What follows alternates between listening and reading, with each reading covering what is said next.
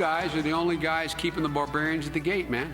This is a concerted, full-throated, well-organized, well-financed, well-thought-out, long-term effort waging a war on labor's house.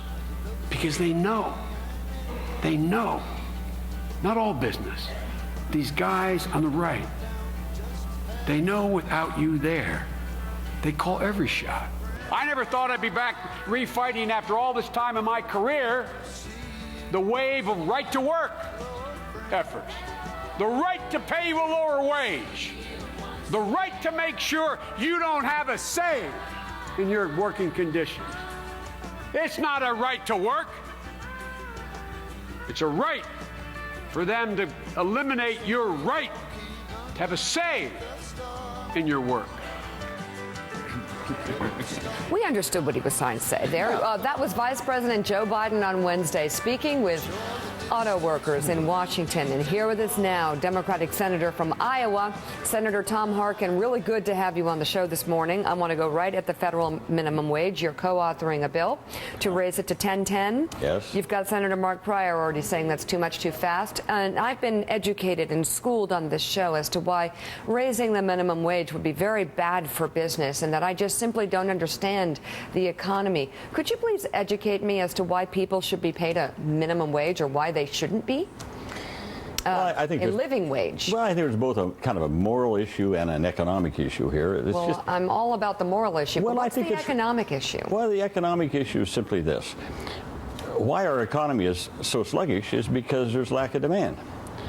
People just don't have much money. Right. And we have too many people making very little minimum wage, $7.25 an hour. If we increase that minimum wage over the next 2 or 3 years, people at least in that spectrum tend to spend their money, and they shop and they buy things. It's been estimated that by giving about 28 million Americans this kind of a raise, that it will stimulate the economy, provide more jobs, and have GDP growth. Well, that's the economic reason. I'm always told it's more complicated, and actually they won't hire people and they'll cut hours, and it's just a bad idea, Senator. Well, that's nuts. That's just goofy stuff. We've done a lot of longitudinal studies. Bill Gates told me it was very complicated and that I didn't understand why people should get paid more than $7.25 an hour. No, it's not that complicated. Just how complicated it is, ask yourself, how would you like to make $7.25 an hour and work every day, 2,000 hours a year, and making $15,000 a year? Nothing. There you go. And live in poverty. People shouldn't work every day, and we're talking about people that work a full-time job and make a poverty wage.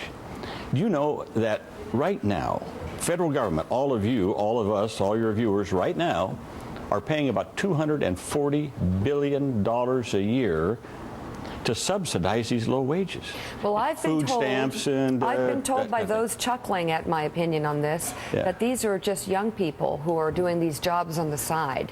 So they, don't need to. This isn't, people are not living on these jobs. They're not full-time workers. They can say all that, but they have no data to back it up. The data backs it up that the vast majority of people are adults, and guess what? Over half are women.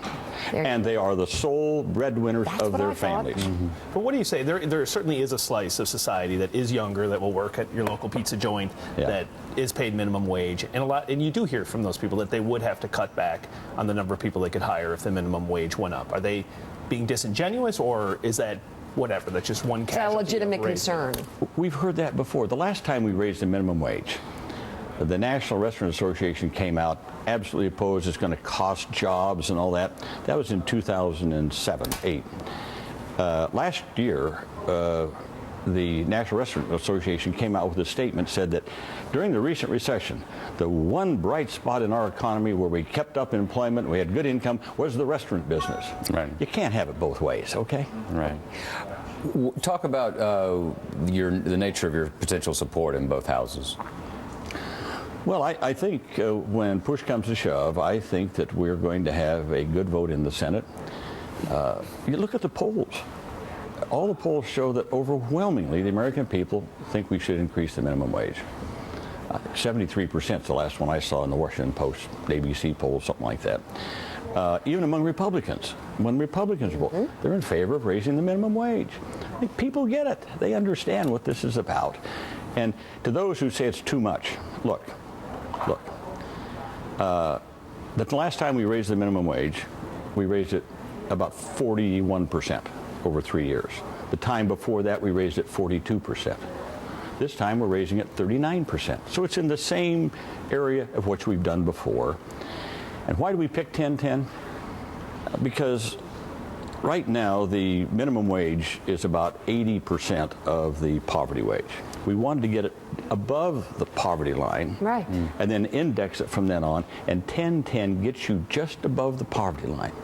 If we had indexed the minimum wage from the 60s or 70s, it would be $10.71 an hour now. So see, people that are working hard at the minimum wage, they've lost about 30% of their purchasing power in the last 20 years. It's impossible to live on it. You can't live on it. Before you go.